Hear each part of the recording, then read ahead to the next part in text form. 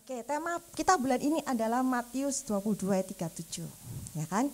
Kasihilah Tuhan Allahmu dengan segenap hatimu, jiwamu, dan akal budimu.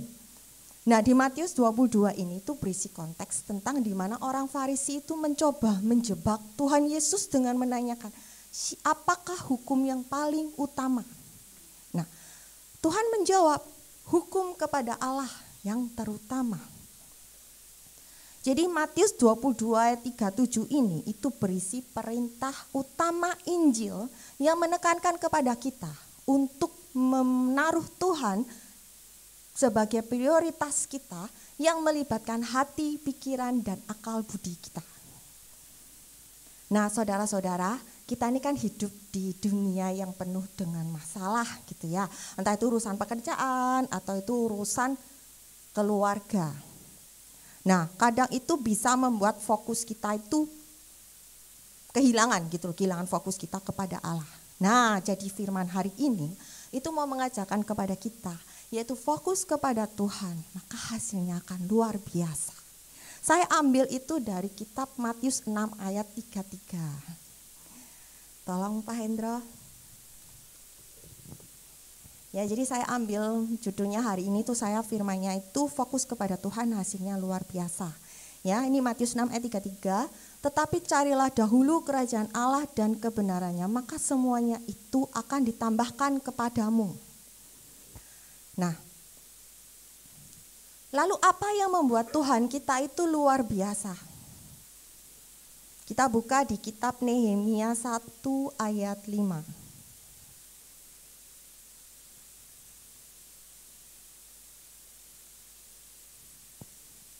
Nah, itu Nehemia yang berkata, kataku, ya Tuhan Allah semesta langit, Allah yang maha besar dan dahsyat, yang berpegang pada perjanjian dan kasih setianya, mata saya minus, terhadap orang yang kasih kepadanya dan tetap mengikuti perintah-perintahnya.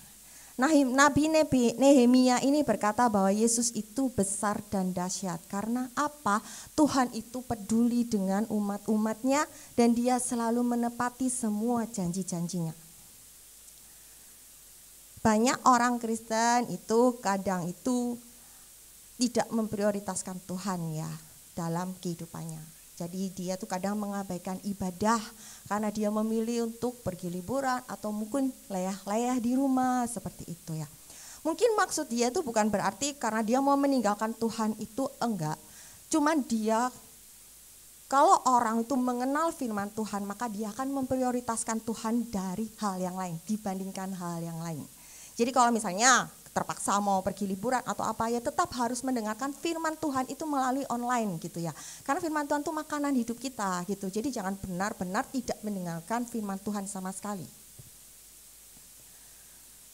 Dikatakan di Matius 6 ayat 33 itu, Yesus meminta kepada semua para murid-muridnya untuk mencari dahulu kerajaan Allah sebelum kamu khawatir akan makanan, minuman, dan apa yang kamu pakai. Fokus kepada Tuhan itu memiliki dampak yang gak main-main terhadap seluruh kehidupan kita. Contoh kalau kita mengendarai kendaraan ya, itu kan harus fokus supaya kita bisa sampai di tujuan dengan selamat. Nah kalau kita gak fokus itu hasilnya berbeda. Ya kan? Makanya itu juga harus fokus sama Tuhan. Kita buka di Yakobus 1 ayat 5.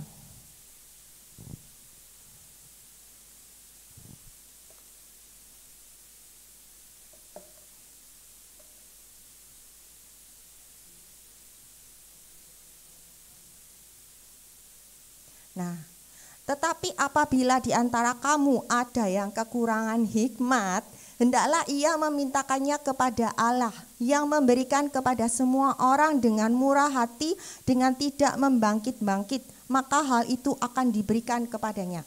Di ayat ini dikatakan yang kekurangan hikmat hendaklah memintanya kepada Allah. Contoh ya, Raja Asa. Pernah dengar Raja Asa? Itu di kitab Tawarik, 2 Tawarik 16. Nah, Raja Asa ini dia tuh melakukan suatu kebodohan. Apa yang dia lakukan? Dia minta bantuan kepada Ben-Hadad, Raja Aram, untuk melawan Baesa, Raja Israel. daripada dia meminta bantuan Tuhan. Padahal sebelumnya Raja Asa ini pernah ditolong Tuhan untuk melawan Raja Ethiopia dan Libya dan dibuat menang. Tetapi dia tetap tidak percaya sama Tuhan dan imannya kurang. Sehingga dia meminta bantuan kepada manusia dibandingkan kepada Tuhan. Lalu kemudian datanglah seorang pelihat bernama Hanani. Kita buka di 2 Tawarik 16 ayat 9.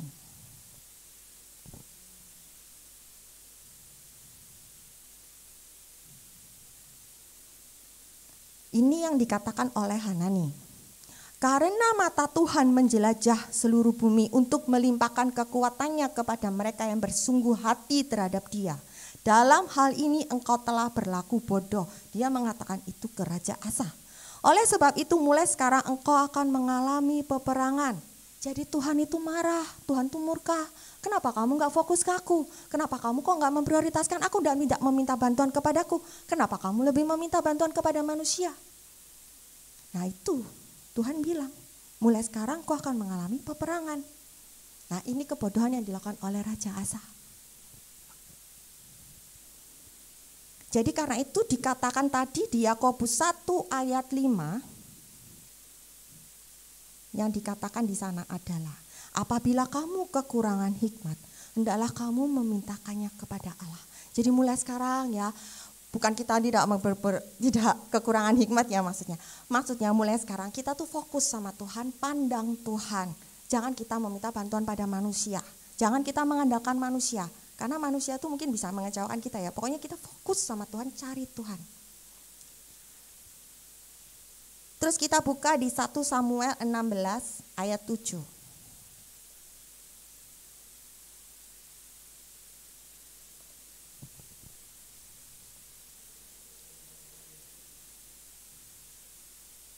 Satu Samuel 16 ayat 7. Tetapi berfirmanlah Tuhan kepada Samuel, janganlah pandang parasnya atau perawakan yang tinggi, sebab aku telah menolaknya. Bukan yang dilihat manusia, yang dilihat Allah. Manusia melihat apa yang di depan mata, tapi Tuhan melihat hati. Jadi memang tak ada seorang pun yang bisa menilai fisik seseorang untuk tentang bagaimana dia terhadap Tuhannya. Hanya Tuhan yang bisa melihat hati seseorang. Tapi bukan berarti ya Tuhan tuh gak bisa melihat hati kalian. Manusia mungkin gak bisa melihat apa yang kalian pikirkan, apa yang ada di hati kalian. Tapi Tuhan melihat. Jadi coba kalian merenungkannya mulai sekarang. Apakah kalian benar-benar mengasihi Tuhan atau hanya cukup mengenalnya saja? Kita buka di Filipi 3 ayat 14.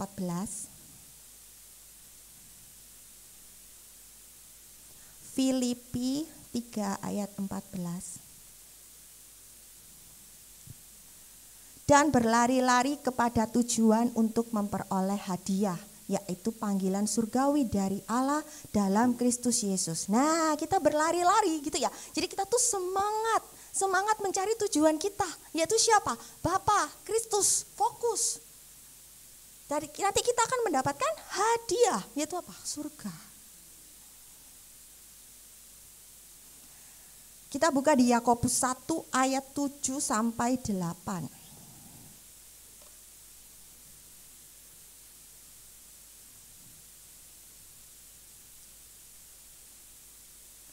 Orang yang demikian, janganlah mengira bahwa ia akan menerima sesuatu dari Tuhan. Sebab orang yang mendua hati tidak akan tenang dalam hidupnya. Jadi orang yang menduakan Tuhan, itu gak akan memperoleh apa-apa. Ingat khotbah Yesus di bukit ketika ia mengatakan ya bahwa orang yang berpikiran kataros itu yang akan melihat Tuhan. Apa itu kataros? Kataros itu artinya bersih, suci, murni. Hanya itu yang bisa melihat Tuhan. Dikatakan di Matius 5 ayat 8. Matius 5 ayat 8. Berbahagialah orang yang suci hatinya karena mereka akan melihat Allah. Nah, jadi coba kita renungkan juga apakah kita itu suci hatinya atau kita masih jahat. Gitu ya. Lalu kita juga buka di Efesus 2 ayat 10. Banyak ayat ya, supaya nggak ngantuk. Efesus 2 ayat 10.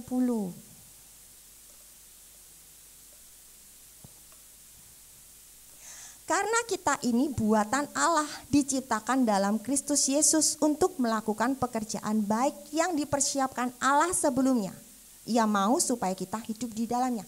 Jadi kita ini ciptakan Allah, ya, buatan Allah. Jadi untuk melakukan perbuatan baik yang Tuhan sudah siapkan untuk kita. Tuhan sudah tahu besok kita mau apa, besok kita mau apa, 10 tahun lagi kita mau apa, 20 tahun lagi kita mau apa. Tuhan tuh sudah tahu. Jadi kita tuh gak perlu khawatir ya saudara-saudara akan hidup kita. Coba kalau kita lihat konser, kalau kita lihat konser di depan situ kan kita ngelihat masalah itu di situ. Terus banyak orang di sekitar kita tuh rasanya engap banget kan.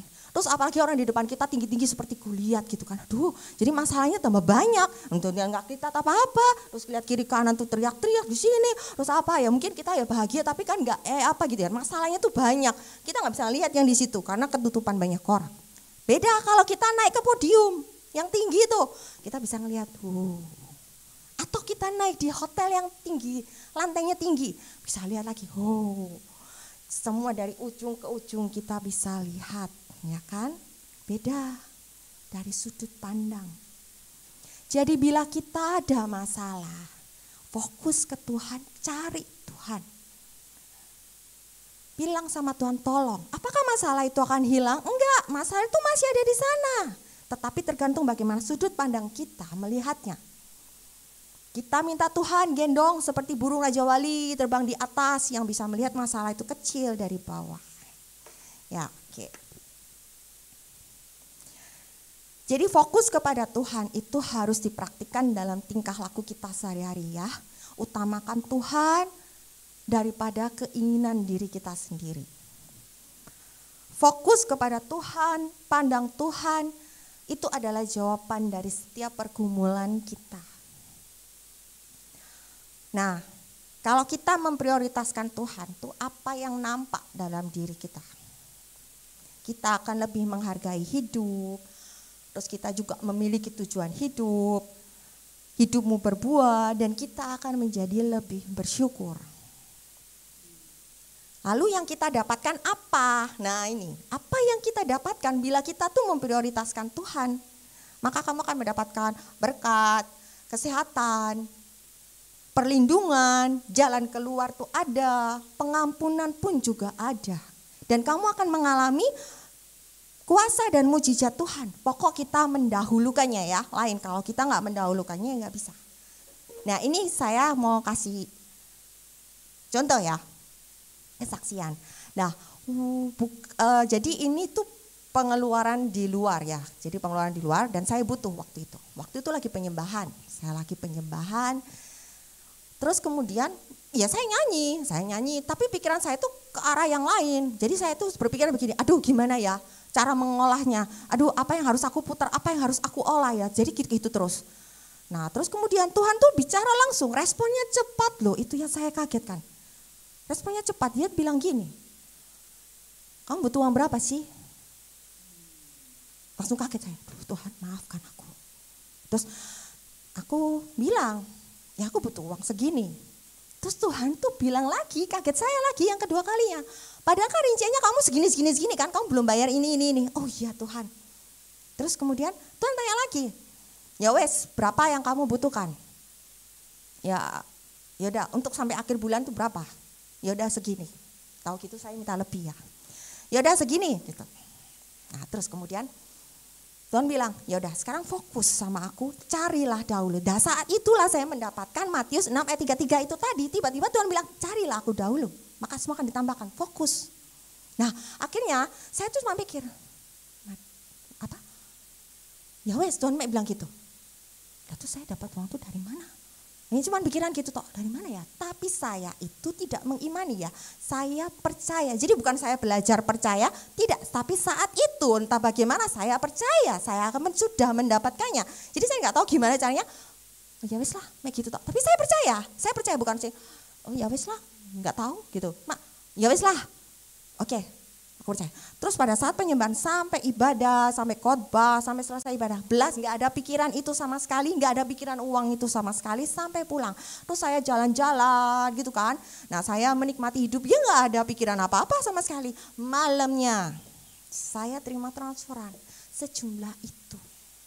Dan yang saya kagetkan lagi, saya tidak pernah hutang pada siapapun, saya tidak pernah ceritakan hal itu kepada manusia siapapun, saya tidak meminta kepada manusia siapapun, saya dapat transferan sejumlah uang yang saya minta kepada Tuhan. Itu sampai saya tuh gini terus, Tuhan kau luar biasa sekali, saya sampai bilang gitu. Ya Tuhan, jadi nggak pernah saya pikirkan, nggak pernah apa, ya pokoknya itu percaya. Jadi apa yang saya minta dari kalian, fokus ke Tuhan, cari Tuhan. Matius 6 ayat 33 tadi, carilah dahulu kerajaan Allah dan kebenaran. Jadi yang harus kalian lakukan itu cuma kasihi Tuhan, fokus sama Tuhan, cari Tuhan, pandang Tuhan. Itu hanya itu yang Tuhan mau dari kalian. Kalau kalian menyimpang mendua, kalian nggak akan dapat apa-apa. Kalian juga meminta ke yang lainnya, ya nggak akan. Fokus sama Tuhan terlebih dahulu, lalu cari kerajaannya. Maka itu semua kan ditambahkan kepada kalian, berkat, kesuksesan, kuasa, mujizat itu kalian pasti akan terima semuanya. Tuhan kita itu sama, itu bisa sama saya, bisa sama kalian, sama. Tergantung bagaimana kalian memandang responnya, tergantung bagaimana kalian terhadap Tuhan, cuman itu. Oke saudara-saudara? Oke, jadi cuman itu firman-Nya. Mari kita berdoa. Tuhan Yesus, terima kasih kami telah mendengarkan firman-Mu ya Tuhan. Bimbing kami untuk lebih mengasihi Engkau, benar-benar mengasihi Engkau, bukan hanya dengan kata-kata, tetapi dengan seluruh hati, jiwa, dan akal budi kami. Tuhan, ajari kami untuk selalu menaruh Engkau di atas segala-galanya. Tuhan, tolong kami supaya kami itu tidak mudah terombang-ambing oleh godaan dunia ataupun keinginan emosi diri kami sendiri. Tuhan, Kau ajari kami Tuhan, bimbing kami supaya kami itu bisa lebih memahami benar-benar perintah-Mu ini ya Tuhan. Buka mata hati kami ya Tuhan. Dan ajarilah kepada kami, tolonglah kami supaya kami tetap setia kepadamu meskipun kami dalam menghadapi kesulitan. Terima kasih Tuhan Yesus, haleluya, amin.